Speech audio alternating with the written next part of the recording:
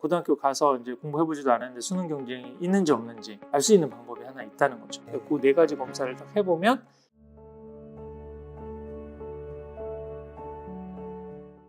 그 네 가지 테스트 한번 간단하게라도 소개 좀 부탁드릴게요. 그 첫 번째로는 이제 공부머리 테스트라고 하는 건데 네. 우리 아이가 입시 경쟁이 있느냐 없느냐 그런 걸 한번 알아보는 겁니다. 그 가장 요즘에 이제 중요한 게 수능이 굉장히 그 수능 비율이 정시 비중이 40% 늘어난다고 그러지 않습니까? 그 수시에 있어서도 수능 최저 등급을 맞추지 못하면 어느 대학을 뭐 합격을 1차는데도 2차에서 최종 합격이 되지 않는 이런 부분들이 굉장히 많아요. 그런 부분까지 뭐 생각하면 상위 16개 대학 같은 경우는 수능의 비중이 단순한 40% 정도가 아니라 거의 한 60-70%, 의대는 거의 뭐 90% 육박합니다.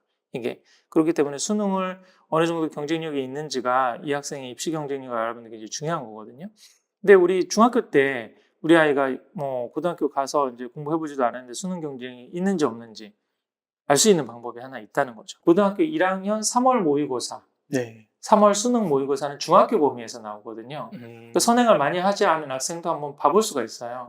그래서 시험 문제를 똑같은 거를 두 세트를 준비를 합니다. 네. 두 세트를 준비를 해가지고 같은 문제를 복사를 두 개를 해두는 거죠. 그래서 하나는 만약에 국어 시험이다 그러면 시험 시간을 정해서 하나를 이렇게 풀어보는 거예요. 그리고 난 다음에 이거를 채점하지 않습니다. 채점하지 않고 좀 쉬었다가 컨디션 좋은 상황에서 똑같은 시험 문제를 채점하지 않아서 어떤 게 맞았는지 어떤지 뭐 틀렸는지 모르는 거죠. 그 상황에서 다시 한번 똑같은 시험 문제를 풀어보는데 두 번째 시험은 오픈북으로 시간 제한 없이 풀어보게 합니다. 첫 번째 거는 원래 우리 모의고사 볼 때 모의고사 그 시간만큼만 딱 주는 거고 해서 보는 거고 두 번째는 오픈북으로 시간 제한 없이. 음. 근데 이걸 왜 하는 목표가 뭐냐면은 내가 지금은 이 내용을 배우지 않아서 그다음에 내가 뭐 문제 푸는 스킬이 좀 부족해서 시간이 부족해서 그렇게 첫 번째 본 시험에서 좀 못 볼 수도 있잖아요. 그런 본인이 의지를 갖고 노력을 했을 때 최대한 어느 때까지 점수를 올릴 수 있는지를 볼 수가 있는 거죠. 그렇죠. 두 번째 이 오픈북 테스트를 통해서. 네. 그래서 처음에 시험 환경에서 보는 거를 점수를 A라고 그러고 이 오픈북 테스트를 본 걸 B라고 한다고 하면은 만약에 첫 번째 본 시험이 50점이 나왔습니다. 근데 두 번째 본 시험이 우리 학생이 90점이 나왔어요. 그럼 이 학생은 공부 머리는 있는데 방법을 모르거나 노력을 안 한 거거든요.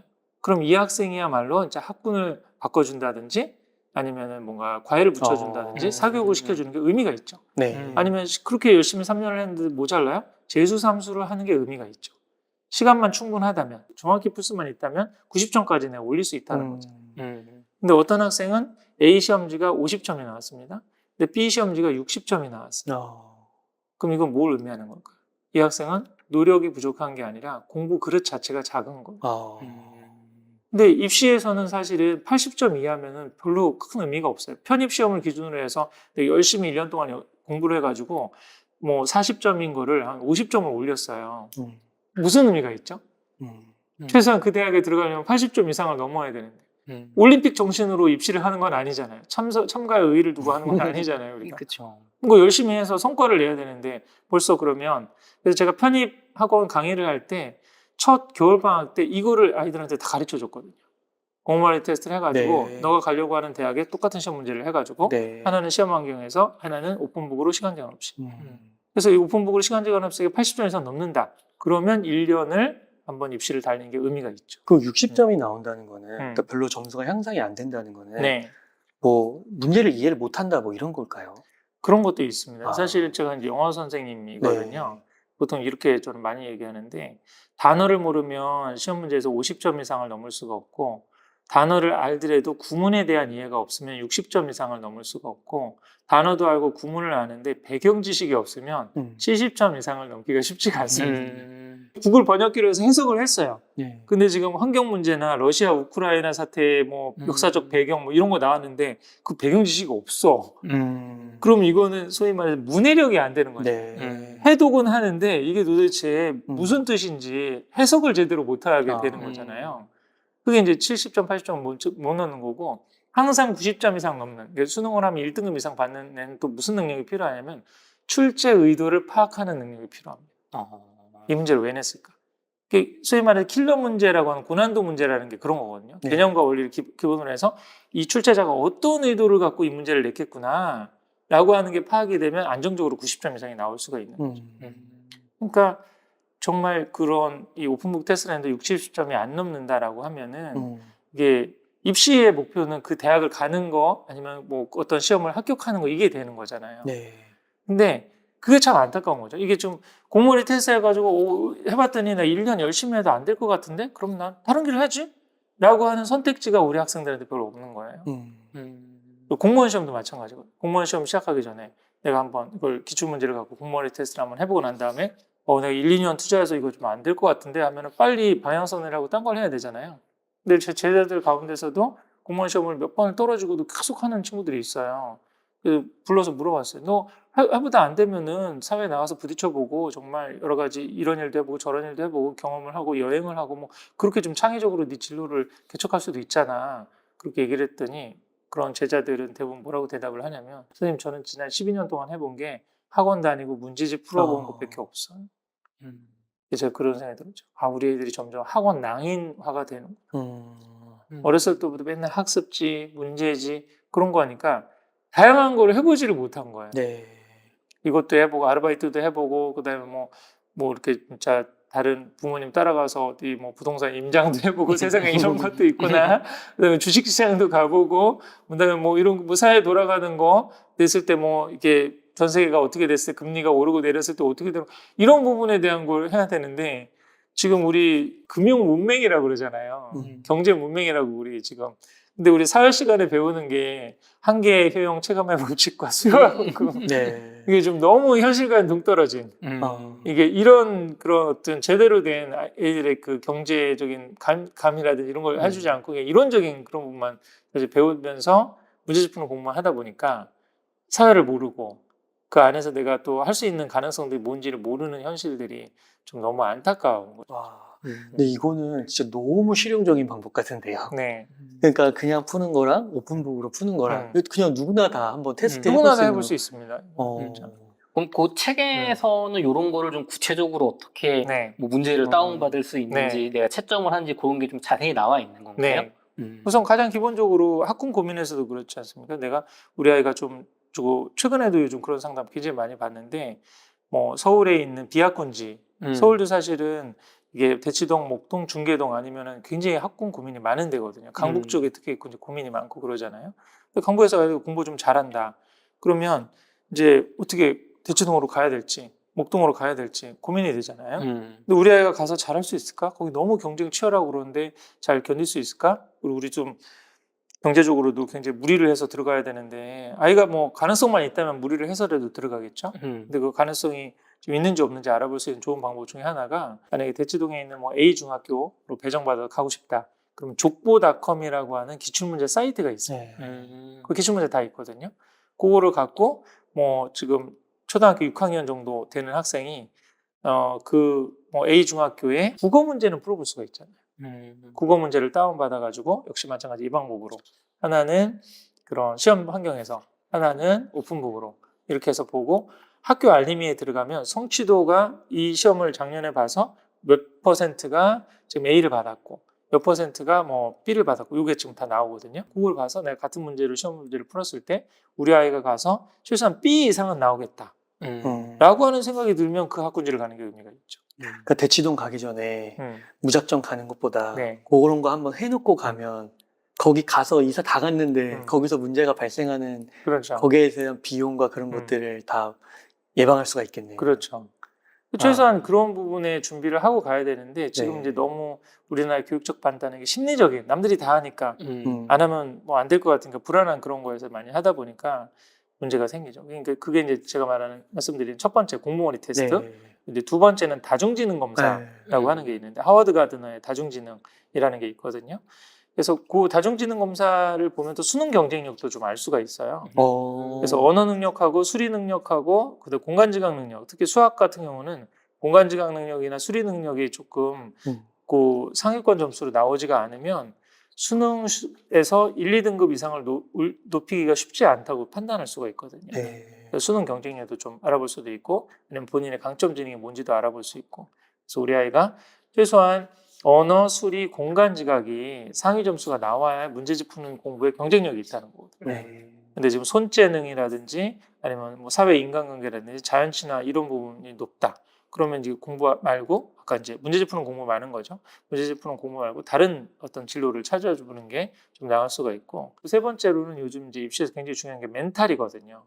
수능 시험장에서도 긴장하지 않고 자기 실력 발휘를 120% 하는 게 굉장히 중요하잖아요. 네. 근데 대부분의 아이들은 긴장해서 본인의 실력이 100이라고 그러면 7, 80밖에 발휘하지 못하는 경우도 상당히 많아요.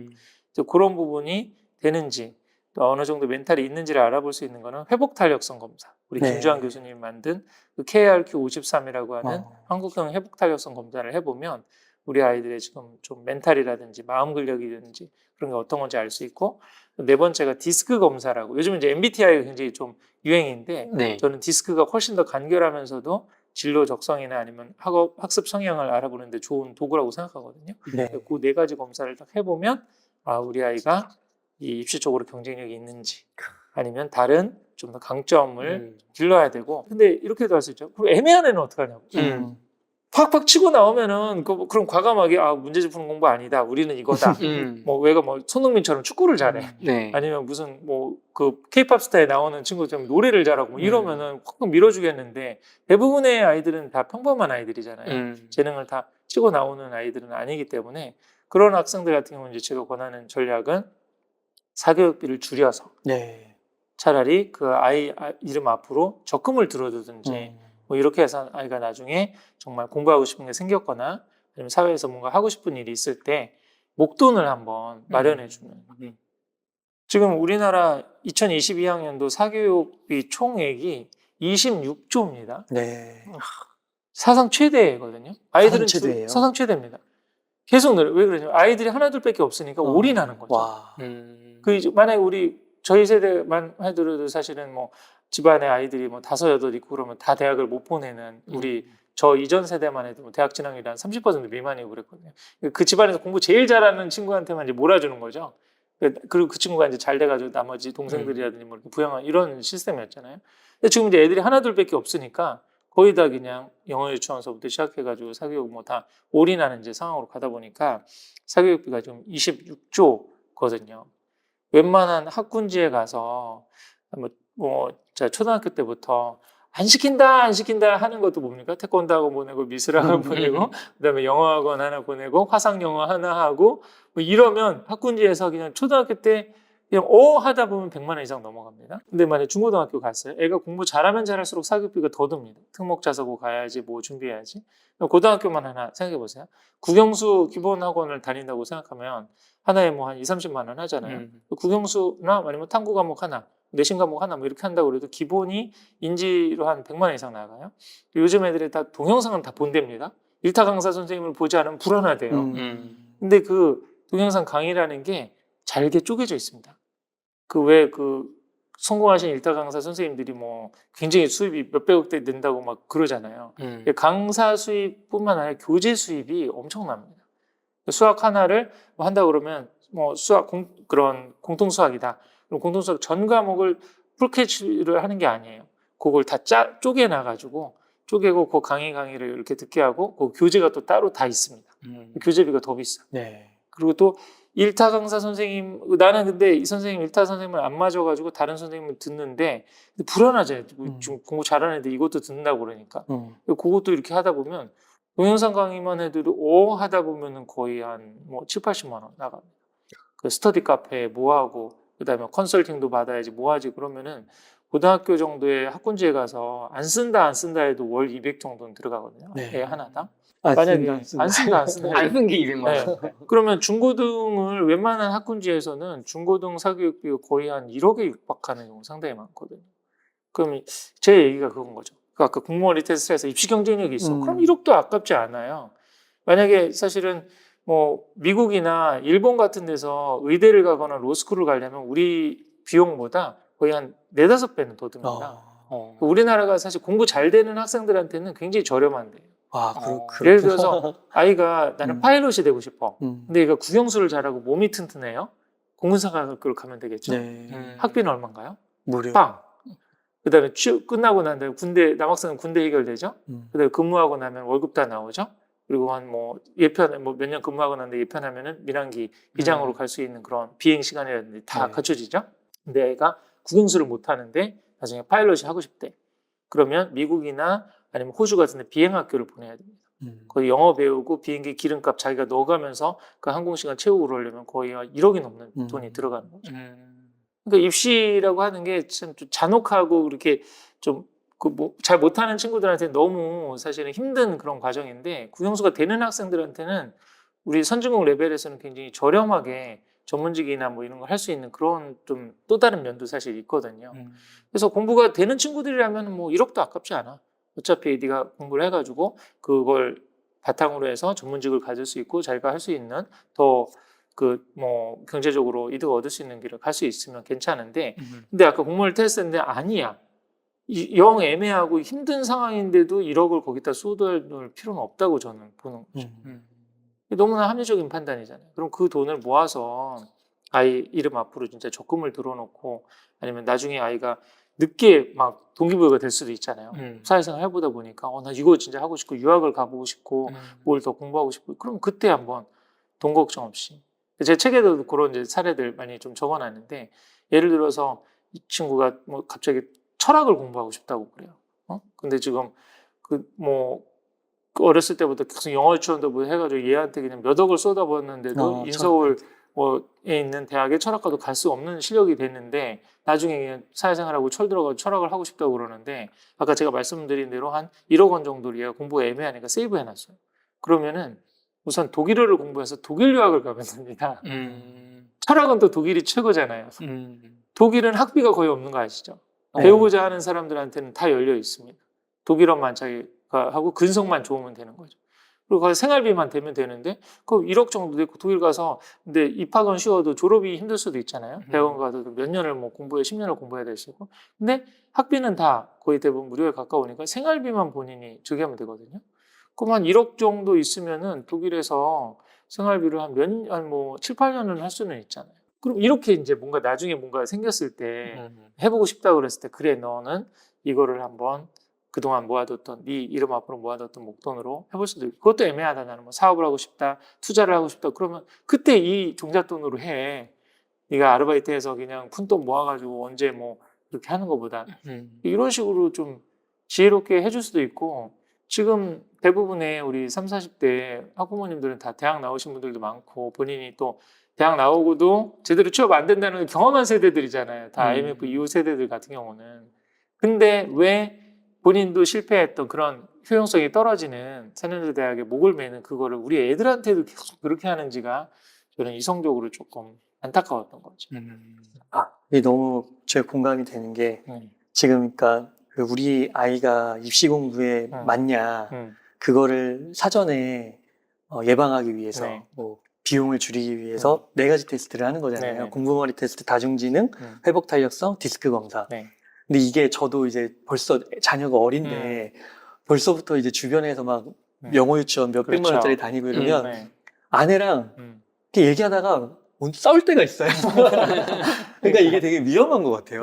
그 애들 교육도 중요하지만 이거 자칫 잘못하면 가정의 불화로 이어질 수도 있을 것 같고 또 한 방송에서 이렇게 그래서 그런 일을 제가 겪다 보니까 이제 다른 교육방송들 이렇게 보니까 애한테 너무 올인을 해가지고 애가 심리검사를 받는데요. 공감 능력이 떨어지는 거예요. 너무 받기만 해. 그렇게 분석을 하시더라고요. 그러니까 얘가 공감 능력이 떨어지니까 뭐 공부는 좀 하고 이래도 사람들하고 잘 어울리지 못하고 그러면은 과연 사회에 나가서 뭔가를 할 때 아무리 머리가 좋고 뭐 외국어 영어를 잘한다 해도 걔가 과연 뭐 임원이 되고 사장이 되고 창업이 돼서 뭐 이렇게 할 수 있을까 그런 생각도 들기도 하더라고요. 맞습니다. 그래서 저는 미래 교육의 핵심 역량을 2가지로 보거든요. 하나는 내가 왜 살고 어떻게 살아야 되는지를 아는 인문학적 소양. 2번째는 소통 능력이라고 보거든요. 우선 챗GPT랑 소통을 해야 돼. 내가 궁금한 게 있어서 물어볼 수 있는 그런 것이 필요하고 또 사람들과의 소통이 필요하고 특히 필요한 게 수직적 소통이거든요. 우리 경제 지금 우리 채널이기도 하니까 사실은 이게 뭔가 자수성가하거나 이런 분들 이렇게 사실 그 공통점들을 한번 보면은 권위 있는 사람과의 수직적 소통이 잘 되는 사람이 돈을 벌 가능성들이 많이 있어요. 친구들하고 잘 노는 수평적 소통이 많이 되는 겁니다. 우리도 그렇잖아요. 상사님하고 지금 굉장히 코드가 잘 맞아서 상사님이 무슨 생각을 하는지, 지금 어떤 지시를 내렸으면 원하는지 뭐 이런 부분이 다 이해가 돼. 네. 그걸 하고 이런 게 필요하셨죠. 근데 이런 거 말고 B 플랜도 있습니다. 뭐 이렇게 하면 상사님이 좋아하시는구나. 그래서 사실 이거는 이제 심리 검사 같은 데 나오는데, 그래서 아버지와의 관계나 아니면 권위자와의 관계가 좋은 사람들이 돈을 벌 가능성이 많다라고. 그렇구나. 네. 이런 수직적 소통 능력이 굉장히 사실 중요하거든요. 친구들하고의 뭐 그런 소통하고 지내는 것보다 특히 위하고 아래는 이제 리더십을 발휘해야 되는 거죠. 그 밑에 사람들을 같이 나 혼자 그 일하거나 돈 벌 수 있는 한계가 있잖아요. 그렇죠. 결국은 위임을 하고 맞아요. 그 사람들을 격려하고 같이 끌고 나가서 팀워크를 만들어 줘야 되는데, 그러니까 미래 사회에서의 핵심 역량은 친구들끼리 노는 건 아니에요. 친구들끼리 외로우면 챗GPT랑 놀면 돼요. 아니면 자기 인공지능 내가 말 받아주고 뭐 그렇게 친구는 챗GPT랑 하면 돼. 그 정도는. 진짜 중요한 소통은 수직 소통이거든요. 위에 있는 리더십하고 내 밑에 있는 내가 섬겨야 될 사람들, 그 사람들하고 이 소통이 잘 되는 건데, 지금 문제집 푸는 공부를 해가지고 이게 길러지겠느냐라고 하는 게 저는 굉장히 고민이고, 사실은 우리 운달님께서 저를 처음 만나게 된 계기도 그런 그 탈무드식 맞아요. 토론. 그 유태인들이 이게 잘 된다는 거죠. 가만히 보면 유태인들이 왜 부자가 많냐? 우리 그 전에 그 영상에서 그런 얘기 많이 하고 그랬었거든요. 네. 근데 수직 소통이 잘 되는 거예요. 대부분 안식 식탁 때 같이 모여가지고 그 삼촌이 무슨 이제 투자 회사 뭐 창투 이사님이고, 그다음에 할아버지는 그 연방준비위원회 그 준비위원이고 뭐 이런 분들인 거야. 주변에 그 유태인들이 다 그런 분들이 많잖아요. 그러니까 뭐 안식이 식탁이라든지 그럴 때 와가지고 같이 식탁에서 나누는 대화가 그런 거야. 러시아 우크라이나 지금 전쟁으로 인플레이션 굉장히 심각한데 지금 우리 좀 물가를 좀 잡기 위해서 금리를 좀 올려야 되는 거 아니에요? 금리 여파가 너무 좀 고용률이 조금 떨어지고 막 이런 얘기들이 막 돌아다니는데, 그거를 자연스럽게 어렸을 때부터 또 듣고, 최근에는 2차 전지가 굉장히 뭐 좋다라고 그러는데, 아니면 뭐 가상화폐라든지 뭐 이런 부분이 미래 자산으로 뭐 이런 얘기들이 그런 부분들을, 그리고 돈에 대해서 뭐 이번에 해가지고 어떤 주식에 투자를 했는데 한 뭐 지금 수익률이 20-30% 나가겠다, 이런 부분들을 돈에 대한 얘기들이 오고 가고 그런 부분이 굉장히 자연스러운 거예요. 네. 경제는. 맞아요. 근데 그렇게 보통 이제 그렇지 않은 경제적 마인드가 없는 가정은 돈을 굉장히 터부시하는 경우도 있어요. 어려서부터 네가 무슨 돈 얘기야. 돈 얘기하면 안 되는구나. 나는 공부만 해. 공부만 해야 되는구나. 이런 식으로 가질 수도 있잖아요. 근데 그러니까 애터튜드가 다른 거예요. 그 소통이 딱 되고 그러니까 어린 아이들도 계속 그러면 생각하고, 그럼 금리가 뭐지? 뭐 이자율이 뭐지? 인플레이션이 뭐지? 자꾸 물어보고. 누구한테 물어보겠습니까? 삼촌한테 물어보고, 할아버지한테 물어보고, 아버지한테 물어보는 거죠. 그런 저희가 공부하고 배운 것들을 자기 동생들이나 친구들한테도 막 설명을 해줘. 지금 이런 상태가 되면 이렇게 되는 거야. 그러니까 그게 자연스럽게 그냥 그런 좀 공동체 가운데서 되니까 그 안에서 이제 계속 경제학자 아니면 뭐 이런 사람들이 쏟아져 나오는 이유가 그런 풀이 된다는 거거든요. 네. 이게. 그래서 그런 부분에서의 좀 미래를 대비할 수 있는, 또 이제 그 부분, 그러면 이제 이렇게 생각할 수 있잖아요. 어렸을 때부터 자꾸 돈을 애들한테 하고, 너는 그러면 뭐 대학을 가는 것보다 경제적 자유가 더 중요해, 돈이 더 중요해, 그럼 애가 돈독이 올라가지고 막 그러지 않을까 생각할 수 있는데, 그 균형을 잡아주는 게 그런 현실적인 감각, 그다음에 돈에 대한 어떤 실무적인 감각뿐만 아니라 나는 왜 살고 어떻게 살아야 되는지를 탈무드나 토라 공부를 통해서 계속 반복시켜서 가르쳐 주는 거죠. 근데 이거를 우리나라 사회에서도 지금 할 수 있다라고 얘기를 하고 그걸 실천하고 있는 게 저죠. 사자수학이라든지 뭐 명심보감이라든지 그런 거 하면서 가장 요즘 이제 우리 아이들한테 강의하는 게 그거거든요. 결리사의라고 하는 거 있죠. 이득을 보면 이것이 의로운지 생각해라. 사실 이게 비즈니스를 하는 마인드에서도 우리도 사업 파트너를 선정할 때 그러잖아요. 나한테 이게 이득이 되느냐 안 되느냐. 근데 이게 보통은 대부분 이득만 쫓아서 하게 되면 나중에 우리도 많은 사업적 경험하면 뒤끝이 안 좋은 경우가 상당히 많잖아요. 뭔가. 근데 정말 의로운 사람인가, 신뢰할 수 있는 사람인가 라고 하는, 그러면 내가 사실은 신뢰할 수 있는 사람이 되고 의로운 사람이 되면 앞으로 이게 정보가 다 투명하게 공개되는 사회에서는 그쪽 사람들한테 더 팔로워가 많이 된다는 거죠. 맞아요. 그 말씀하신 대로 그 뭔가 입시 공부를 하는 거 것도 중요하고 반에서 뭐 1, 2등 하는 것도 중요하긴 한데 저 개인적으로도 딱 돌이켜 보면은 이제 늦게나마 대학교 때는 그때 이제 뭐 인문학이나 뭐 명심보감, 사자수학, 성경 이런 거에 비견되는 그런 책들을 읽었을 때 좀 돈은 좀 늦게 버는 것 그렇죠. 같아도 뭔가 제가 이제 창업을 하고 일을 했을 때 굉장히 많이 힘들 때가 네, 있는데 맞아요. 그때 그걸 버텨내는 힘이 맞습니다. 있더라고요. 그리고 지금 또 돌이켜 보면은 제가 고등학교 1학년 때까지 성적이 고만고만했거든요. 근데 이때부터 좀 정신 차리고 제가 공부를 했던 것 같아요. 근데 그 계기가 됐던 게 이제 그 교회에서 목사님 말씀 듣고 그런 게 어느 순간 좀 이렇게 연결이 되면서 뭔가 내가 그래도 네. 이 사회를 위해서 뭔가 그때는 이제 되게 나이브한 그런 거지만 그런 게 마음속에 생기니까 그러기 위해서 내가 좀 영향력을 가져야겠고 그래서 공부를 좀 해야겠구나. 그러면서 공부를 하게 됐던 것 같아요. 열심히 누가 시키지 않아도. 맞습니다. 그리고 네. 그런 말이 있잖아요. 빨리 하는 게 중요한 게 아니라 제대로 하는 게 중요하다. 네. 그러니까 이 인문학적인 소양이라고 하는 거는 디렉션을 제대로 주는 거거든요. 네. 내가 가야 될 길인지 아닌지 그거를 분별하게 하고 지혜로운 판단을 할 수 있도록 도움이 되는 거니까 그런 측면에서 굉장히 중요하고 사실은 어떤 일을 빨리 하는 것보다 제대로 하는 게 중요하고 힘든 시기에 버틸 수 있는 능력이 필요한 거잖아요. 근데 그게 내가 왜 살고 내가 이 일을 왜 하는지를 네. 분명히 알면 훨씬 더 잘 참을 수 맞아요. 있고 견뎌낼 수가 있다는 거죠, 사실은. 그런 측면에서도 그렇고 또 하나는 이제 인공지능 시대 때문에 그런 거거든요. 아까도 말씀드렸듯이 한 수능 공부를 애매하게 해가지고 내가 어떤 전공을 했어요. 근데 딱 사회에 나오니까 그 일자리가 인공지능에서 대체가 됐어요. 회계학을 공부했는데 인공지능 회계사가 내가 하는 업무 분야에 굉장히 많은 부분을 지금 담당하고 있어. 그 인공지능 회계사는 잠도 자지 않습니다. 인간 회계사랑 비교할 수 없는. 근데 요즘에 이제 양자 컴퓨터까지 나오는 상황이잖아요. 네. 이러면 진짜 우리가 웬만한 지금 뭐 외주를 줘서 하던 그런 것들이 대부분 다 그냥 되는 현실이고 지금 마이크로소프트 바드 마이크로소프트에서는 챗GPT에다가 그 파워포인트라든지 네. 엑셀을 좀 접목시키려고 그러잖아요. 어제 그래서 주가 많이 올랐어요. 말로 시키면 만들어지지. 그렇죠. 그러니까 이렇게 되는 지금 상황이 되면 내가 열심히 엑셀을 공부하고 파워포인트를 공부하고 회계를 공부를 했는데 사회 딱 나오니까 내 일자리가 없어졌어요.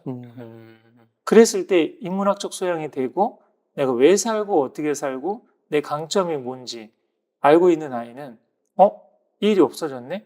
이 직업이 없어졌을 뿐이지 내 재능이 없어진 건 아니니까 내가 그 길을 찾아서 그럼 새로운 길을 한번 찾아가 봐야겠다. 사실 이 출판 업계도 사실 그런 거죠. 요즘 종이 출판이 이제 힘들어지는 거잖아요. 나는 근데 책 만드는 사람이다라고 나를 그렇게 카테고리로 좁은 저기로 묶으면 앞으로는 정말 도태가 되거든요. 근데 나는 책 만드는 사람이 아니라 컨텐츠 프로바이더다. 이게 책일 수도 있고 미디어일 수도 그렇죠. 있고 강의일 수도 있는 거 그렇죠. 아닌가? 네.